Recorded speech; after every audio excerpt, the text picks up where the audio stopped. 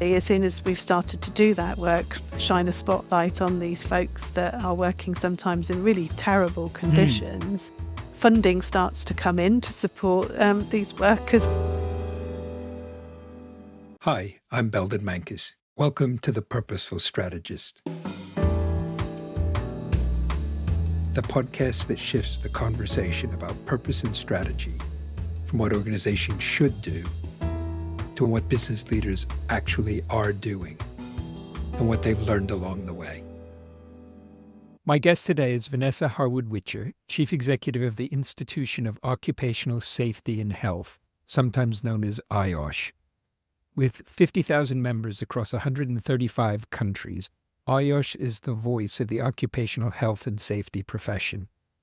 Vanessa joined IOSH as Director of Professional Services in 2017 and became Chief Exec in 2021. Vanessa, welcome to the Purposeful Strategist podcast. Thank you very much, Belden. It's a pleasure to be with you today. Great.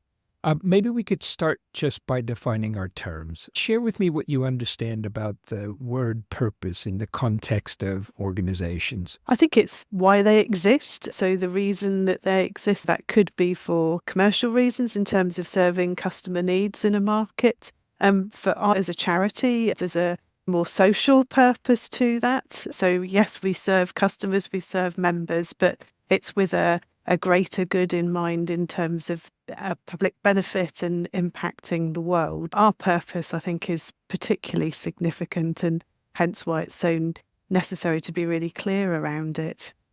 On your website, I think you describe your vision as we support our members in delivering our simple vision of a safe and healthy world of work. Is that also the organization's purpose, or is that different? It is our purpose. I think it's a great abbreviated way of saying that purpose. We hope that by the things that we do, we will make a difference in working people's lives, and the fact that if they work somewhere that's safe and healthy to be, then that impacts their ability to be good employees, to produce good work. But it also impacts society more broadly in the fact that people go home from work safe and well. So they go back to their families at the end of a working day, hopefully even in a better way than they arrived, if we're successful. And of course, that means there's less societal pressure, less economic pressure, because people are in work. So it's quite massive, really, when you think about that very simple vision. But the intent is really about making the world a better place through keeping safe and well at work. One of the things you pointed to, we might even come back to, is the way in which many organizations' purposes connect to lots of other things, and often, as you were pointing to, end up being bigger than sometimes they first think. You're currently campaigning on the concept of social sustainability. Can you say a bit more about what that is and how that relates to occupational safety and health? Yeah, it's probably quite a difficult term for some to get their head around. I think people are really familiar with the word sustainability.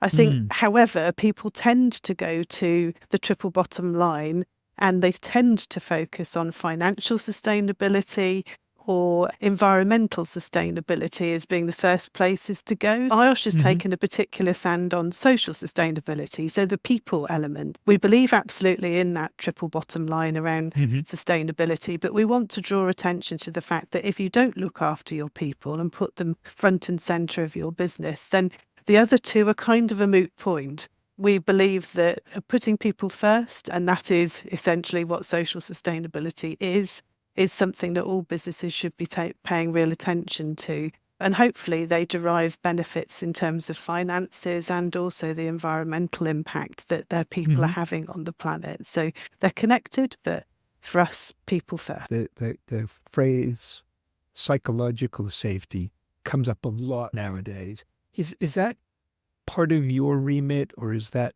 something else? And if it is, how do you go about getting at that? I think it's absolutely part of our remit. We talk in our strategy, Activate 2028, about feeling safe and being safe. And I think the two go hand in hand together. When organisations take that stance of putting people first, that naturally implies that you've got to be inclusive. So being inclusive means hopefully that people are coming to work being themselves and feeling comfortable with themselves at work. And I think that feeling of comfort, of safety, of being able to be the person that you are is all wrapped up in that psychological safety statement. So it naturally wraps up within our remit. I think it's getting more and more focus as organisations become a lot more interested in diversity, in what mixed backgrounds can bring to talent, to innovation, to creativity in organisations. And so it starts to stretch out the traditional definitions of safety. And this is something that our members are trying to get to grips with, understand the sort of strategic nature of their organisations and the purpose of their organisations. And psychological safety plays a really important role in that. It's an area that I suspect there's lots of different types of people and organizations wanting to have a say, CIPD, coaches, whatever. What's IOSH's particular contribution to that? I think it's helping our members and our wider network of stakeholders to understand that there's this intrinsic link between EDI and health and safety. It's perhaps not something that you would see immediately. And you're absolutely right. There are lots of different bodies all talking around EDI and the role of psychological safety in that. So our part is really trying to help the occupational safety and health professionals understand how they can support their organisations through the activities that they're doing. And I think if they have a better understanding of EDI, of inclusion, and that link to feeling safe and being safe, that's the sort of lens that we focus on. And as I say, it features very prominently as part of our strategy. You touched on the strategy a couple of times. What is the key points of the strategy? What's Activate 2028 all about? It was really important to have a clear strategy. So IOSH has been through quite a time of change and transformation under its previous strategy. When I came into role, it coincided with the change over the end of our previous strategy and the need to then develop a new strategy. And I personally believe that purpose is really important. So I went back to why we exist, and that's laid down in our charitable objects. We have 3 charitable objects that talk about how IOSH plays a role in supporting businesses to understand health and safety and how to protect workers, how to then translate that through to the professionals that work in businesses. So they may be occupational safety and health professionals, they might be managers in businesses, but to try and inform, educate, share good practice with that network of people. And then the final part is really around recognising professionals who do work in that space through formal accreditation and through continuing professional development, so that businesses know they've got a safe pair of hands looking after their health and safety activities. So that's enshrined in our charitable objects. When we came to looking at Activate 2028, we really wanted to make sure that anything that the strategy did had this sort of golden thread back to the charitable objects. So the vision absolutely underpins those charitable objects, a safe and healthy world of work. We then wind that down into our mission and into strategic objectives. And we have 5 strategic objectives. 4 of them basically underpin those 3 charitable objectives.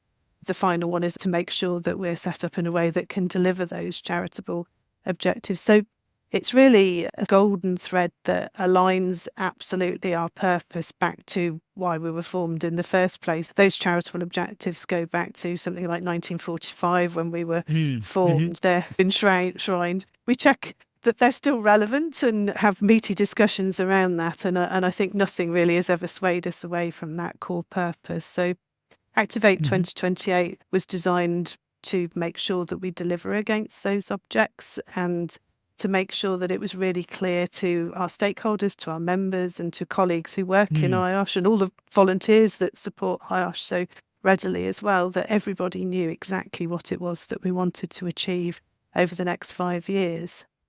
I wonder if you could take us into the room where Activate 2028 is being developed. And I'm sure it took place over a number of events and meetings and conversations, but if you could bring us into some of the highlights. Who was in the room? What were they doing? What were they talking about? How did it all work? Well, the first thing that we did was actually review what went well and what we could have done differently with the previous strategies. That gave us our start point. It initially started within the senior leadership team within IOSH and then started to extrapolate out to our governance structure. Membership organisations quite often have multi-tiered governance structures. In the case of IOSH, we have a board of trustees who are the legal custodians of IOSH, and then we have a member council. All of those parties at various stages started to look at how we'd worked over the last 5 years. And we took the lessons learned, good and bad, out of that, and then started to move forward to what sort of a strategy we wanted. It was quite clear that we'd built such great foundations through that transformation that there was a sort of evolution process that needed to go on. How could we leverage all of the amazing things that we'd achieved during Work 2022, which is our previous strategy, and really spring forward from that? That started to evolve a conversation initially with our trustees about let's be bolder, let's really stand up, let's be a leading authority in health and safety. And those sorts of conversations then started to evolve into the strategic objectives that we see today in the Activate 2028 strategies. Our council were fantastic, so we took some of those themes and got them to do deeper dives and thinking on behalf of our members. It was a very inclusive process. And then importantly, all my amazing colleagues back at IOSH as well, HQ, I was really sort of keen to make sure that everybody felt that they'd got a link into the strategy. So we did a number of different workshops with colleagues trying to explore those strategic themes. So everybody in IOSH can see which bit of the strategy they're aligned to and which bit they're contributing to. That sort of sense of purpose, back to the theme of our podcast, was really important. How long did all that take? And was it all one pass, or did you have to loop around again on a few of them?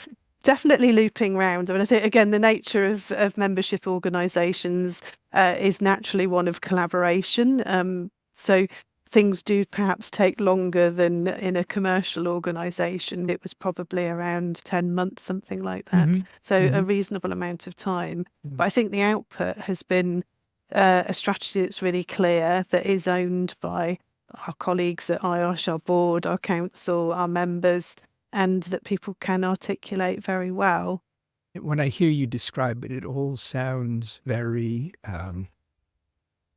non-contentious. It all sounds like it was obvious once we talked about it. And be interested to hear if you'd see it that way. But if there were any tough choices, difficult tensions, it'd be useful to hear what they are and how you managed to get on the other side of that. Inevitably, there are debates. And they can range from people's philosophies about health and safety and therefore what IOSH should stand for. So if we're examining, say, the objective around being a leading authority in health and safety, just defining what that actually means in itself is quite tricky because there are different schools of thought around health and safety. I'm imagining one is a bit more of a compliant, you must do this, you must do that, here are the regulations.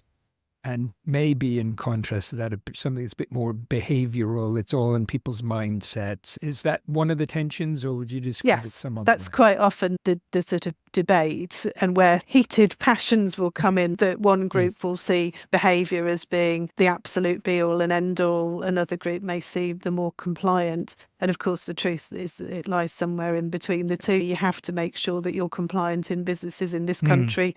We have a regulator who makes sure that we are. So for a business not to be compliant and for IOSH not to talk about that would not be acceptable. But we like to think that we talk about stages of maturity, actually, and we help people go on the journey from just being compliant to beyond that point. And then you start to bring in more of the behavioural aspects. And I think possibly putting health and safety into a more strategic function within organisations so that it's not about a legal compliance issue.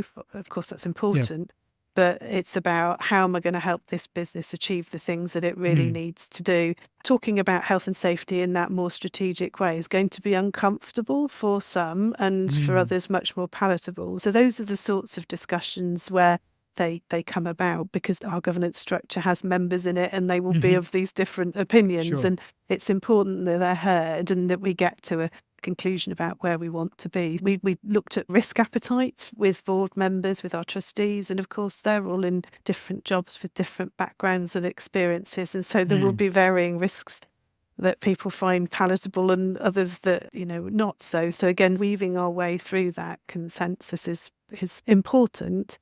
Often there would be times where we would be disagreeing, but I think out of that disagreement comes improvement with perhaps a little bit more ambition. One other tension that often shows up in professional bodies and trade bodies and a number of other places is the tension between, on the one hand, we're here to serve our members, and on the other hand, as you've, I think, well articulated, there's a bigger purpose here. How do you navigate through that?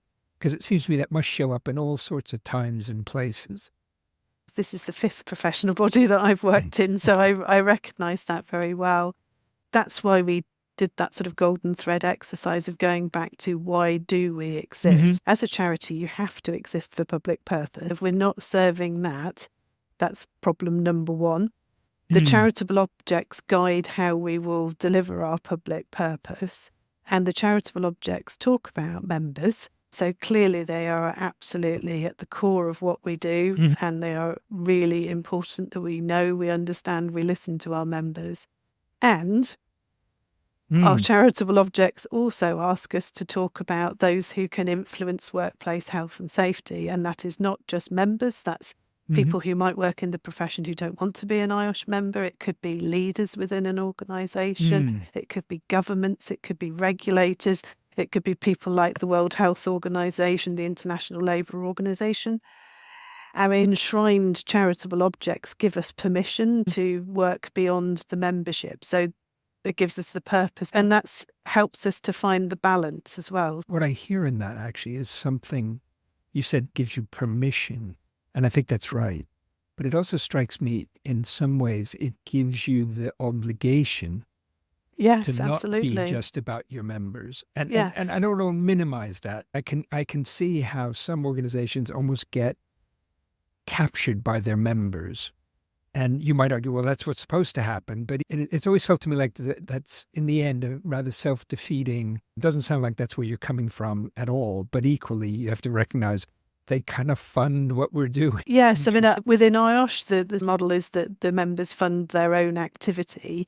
They don't fund the other public purpose work that we do. We have a commercial subsidiary that makes the surplus that provides the funds to do the other charitable work. We can show very clearly to members that the fees that they're paying us each year go directly back to the things that serve their professional development, their ability to connect with one another, and the other sort of tangible benefits like the magazine and mentoring services and all those sorts of things that people get. One of the themes I've heard come out of a lot of the interviews I've done is the importance of making sure your business model lines up with your purpose, that where they don't, you get all sorts of tensions. Yeah. I want to come back to something that I mentioned in the introduction. You're in 135 countries and 50,000 members. What's the distribution? Is that, well, actually, we're really in a small number of countries in any big way? Or is it, no, actually, when you look around the world, we've got a strong, thriving presence in 135 countries? Yeah, I mean, obviously, we're a UK-based professional body, and our birth came from a group of occupational safety and health professionals just after the Second World War who came together to see how British industry could be improved.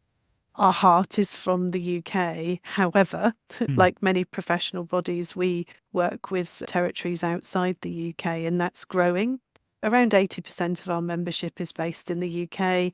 Around 20% and growing is outside of the UK. Over the time that I've been at IOSH, we've seen significant growth outside of the UK, and I think that will continue. I think it follows a natural pattern of countries around the world as they mature in their understanding and desire for health and safety standards, that they look to the UK. Our regulations are global in terms of applicability, and I think are leading the way in terms of how regulations are set around our particular specialism. So it's natural that other countries might look to the UK as being good practice. And of course, IOSH is handily here to help that. I think the other thing to say is that many professional bodies often work in geographies where there has been some connection with the Commonwealth or historical connections. IOSH follows a very similar pattern to that in the fact that we have really active groups in places like Hong Kong, Singapore.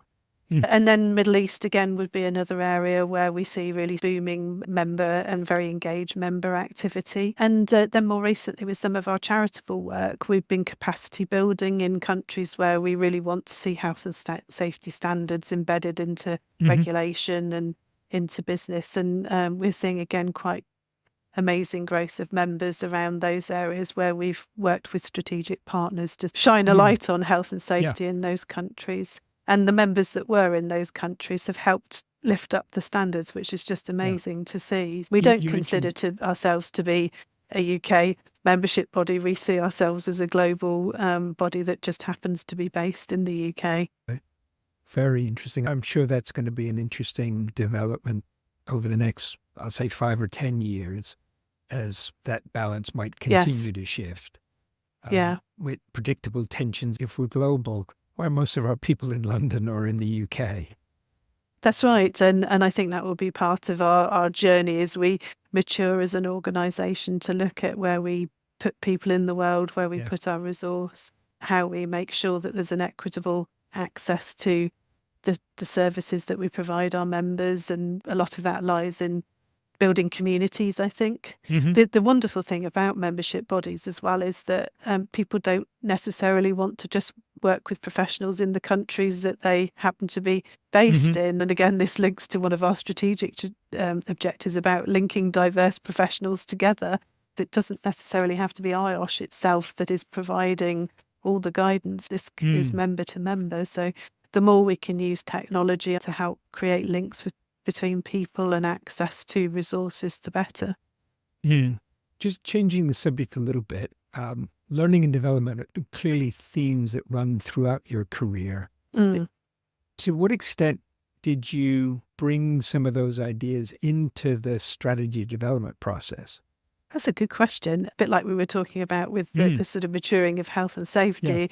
The same arguments happen in the learning and development profession too about how you become strategic. So I think the question has always been, how do we set up to be able to achieve that purpose? So from an L&D point of view internally at IOSH, I think we've worked really hard. We've elevated our people function within IOSH. We brought in a director of people and organisational development in order to look at the sort of talent that was in place and the sort of learning and development, the cultural change that we'd need to go on to deliver Activate 2028. So a lot of that has come from my L&D background, working with many of the FTSE 100 companies in my past and thinking of how they strategically align their people functions and the OD work that they do. And I guess I brought a little bit of that in the recruitment of Claire, our people director, and some of her new members. And of course, a lot of that L&D work also plays into the products and services that we actually offer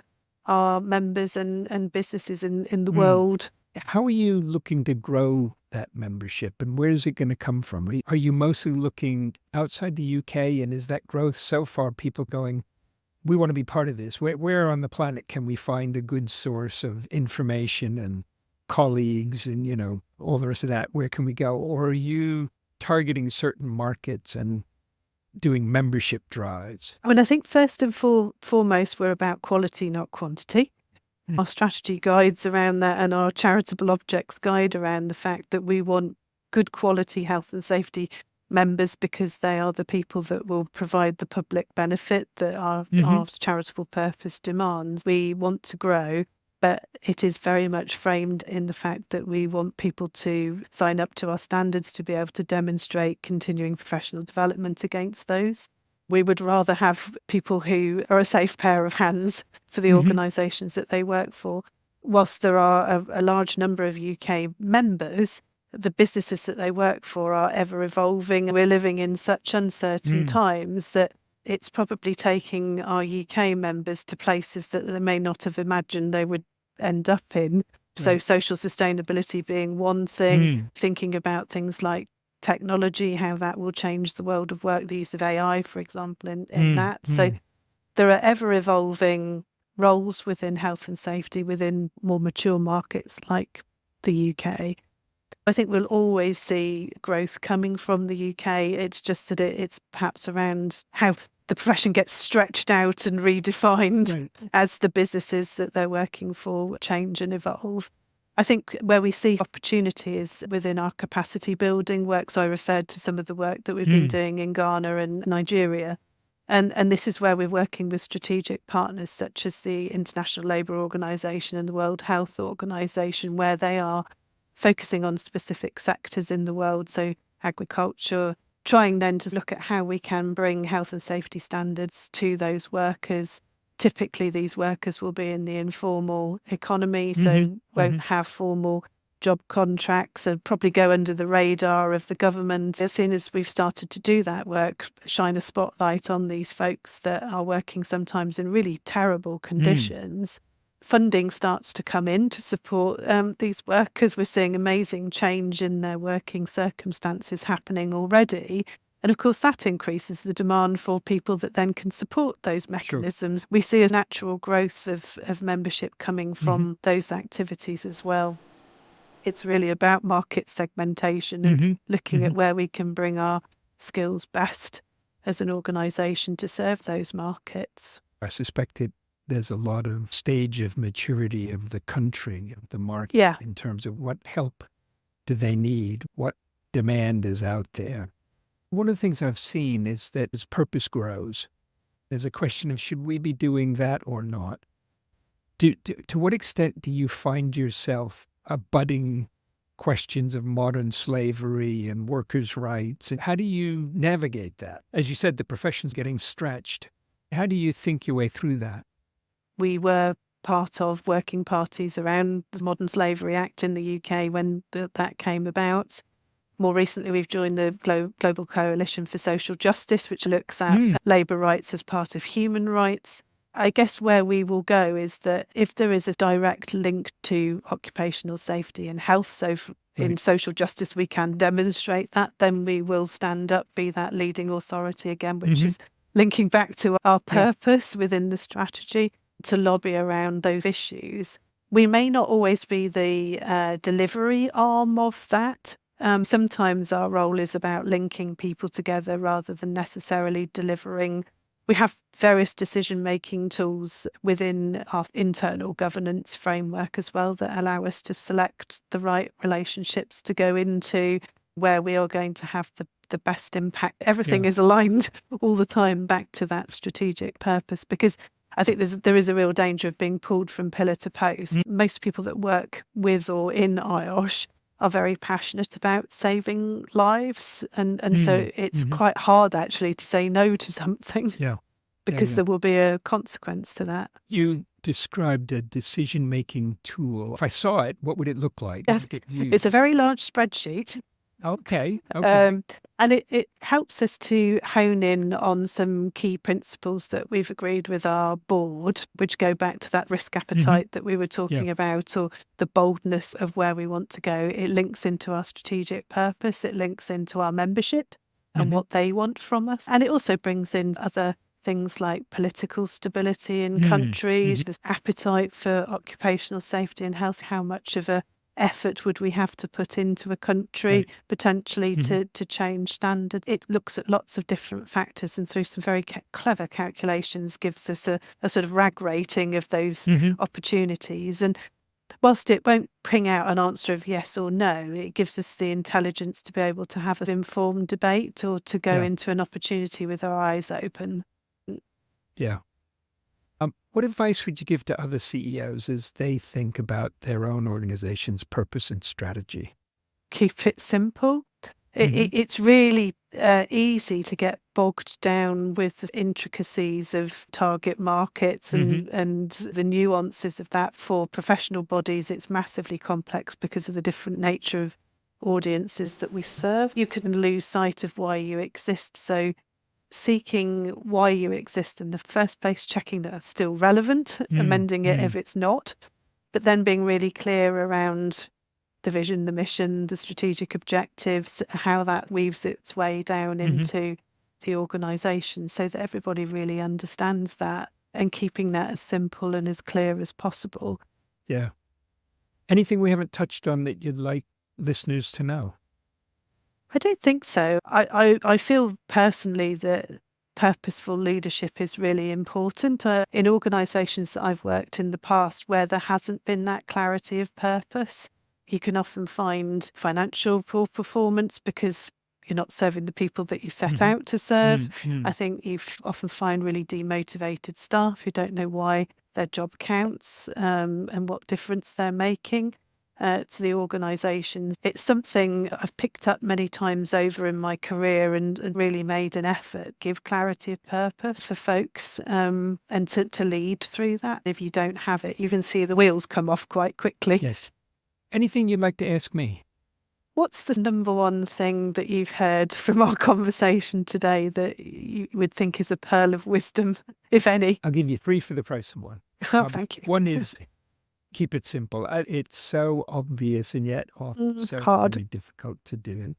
Second, I think the golden thread idea is really important. And it does strike me that one thing you have that sometimes for-profit businesses don't quite, and I can see sometimes they suffer from it, is you've got the charitable objectives. Even though you haven't quite said it, I have the sense that they've not really changed. No. They're still the same. I've interviewed both for-profit businesses and also various other kinds of organizations, and where they've got that, this is what this organization's all about. It's such a valuable anchor. It keeps you from drifting with the tides.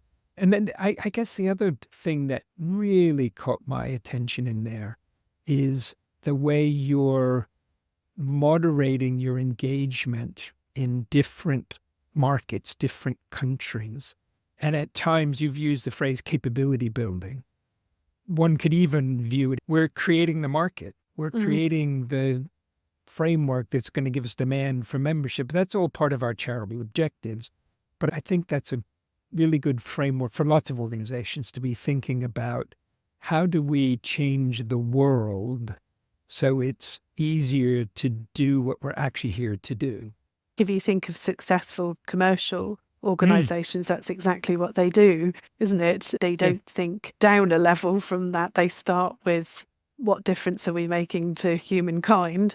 I think it's just easier in a charity because that's why charities exist. It's a much harder conversation to have in a commercial organisation. But I think the more innovative organisations that we see, and certainly that I've had the pleasure with working with, that purpose is really quite driving and very galvanising. That's probably a great note to end on. Vanessa, thank you so much for joining us and for sharing both the journey you've been on, but also your broader experiences. Thank you very much. Thanks very much, Belden.